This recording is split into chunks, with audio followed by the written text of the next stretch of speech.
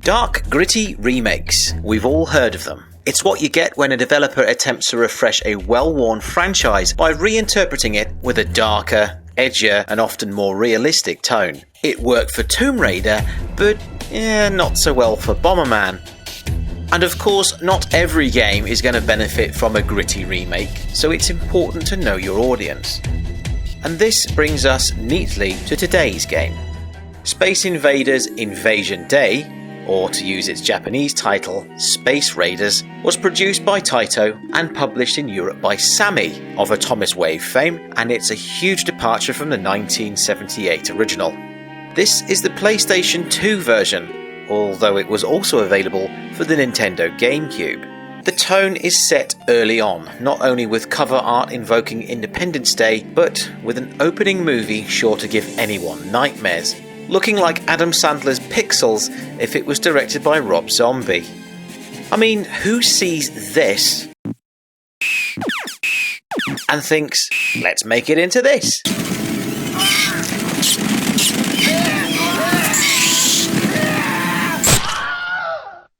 The intro movie gives us more than just a harrowing massacre of innocents, but it introduces our 3 playable protagonists. Naji is, according to the box art the manual's missing, a SWAT cop in a bizarre uniform whose unit is completely wiped out in the invasion, so he has an axe to grind with the aliens. Ashley is a fashion photographer whose boyfriend has gone missing in the midst of the disaster, so in a kind of gender-flipped nod to War of the Worlds, the protagonist was a reporter looking for his wife, so it kind of fits. She sets off amidst the chaos looking for him. And then we have the street urchin Justin, whose friends are murdered before his eyes by the invading interlopers. So that's a straight up revenge arc for him too. Since Ashley has the most compelling motivation, I decided to play her character in the story mode, though I suspect there's little to no variation whichever character you pick. Just a hunch. You leave me no choice. And upon starting the game, we can see the problem. It's a 3D environment in a third-person perspective, offering some grounded realism to the setting, but then it's just a gallery shooter with all the limitations that entails.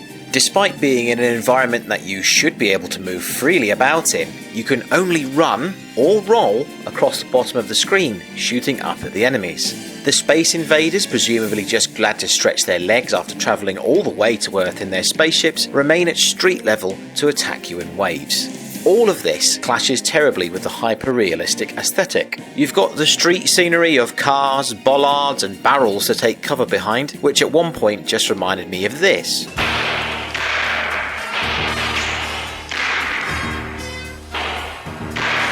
But you can't shoot through your cover, or indeed over it as you totally should in a 3D world, but you can destroy it, leaving you completely vulnerable, though it does leave behind a power-up to collect into the bargain. The barriers once destroyed are gone for the entirety of the stage, so if you use them up in earlier waves, you're screwed later.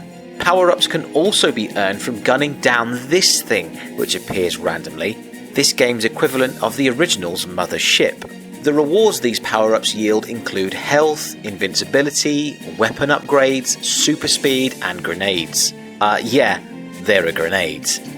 See, there's a meter here on the screen which represents how much power you can use. Regular grenades use 1 of these, while your special attack, you've got those as well, use up 2. There's an added roll move, which is at least useful, as you can dodge enemy fire with it. So maybe it's less Space Invaders, more like that one level in Contra? There are 6 stages, each broken down into waves. Far too many waves. Some are incredibly short, others excessively long.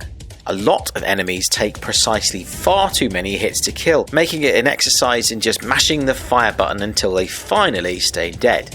Consecutive successful hits on enemies notch up this counter here, increasing your weapon power for every 10, 50 and 100 hits. Miss even once or take damage and it resets back to 0.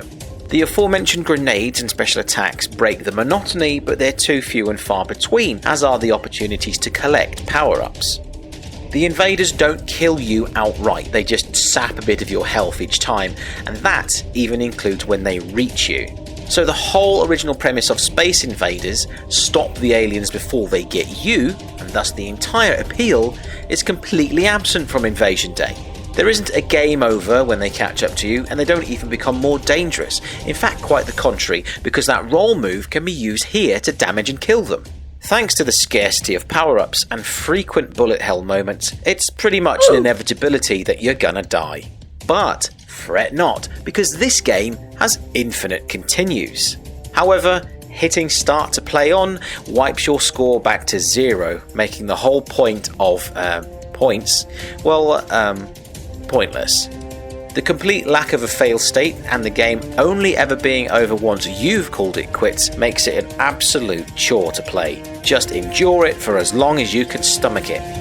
The alien creatures run the gamut from vaguely reminiscent of the original designs to just plain bizarre, like these Audrey 2s that reproduce at an alarming rate, or these things which look like the Flatwoods Monster as drawn by Georgia O'Keeffe. In a possibly Resident Evil inspired turn, some of the enemies are actually zombified dead people, which is lovely. Each stage ends in a boss battle with an enormous alien beast, and it's the usual shoot 'em up boss rules. Repeating attack patterns, unavoidable attacks, and the good old they get stronger as they get weaker trope. But these go on much too long too, and there's no way of knowing how much damage you've caused them until they finally collapse and invariably explode. Wave after wave of aliens come at you and you're never sure when they'll end. But when they do, and it gives way to the boss fight, all you know for sure is that you'll just have to do the whole bloody thing all over again, only this time with scenery and enemies that look different to the time before.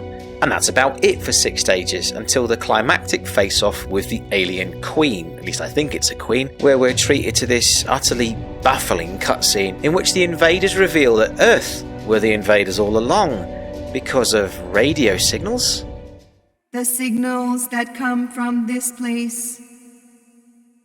Radio signals, electrical waves. It's invading our space. Oh, okay, I see what you did there. The end game is a boss rush, because that's what you do when you're out of ideas, followed by the final boss, which amounts to little more than just running around in circles while shooting for 11 full minutes until it eventually dies. The game comes to an end as another enormous fleet of flying saucers approaches an apparently doomed planet Earth. Sequel hook that was never followed up, or downer ending? You decide.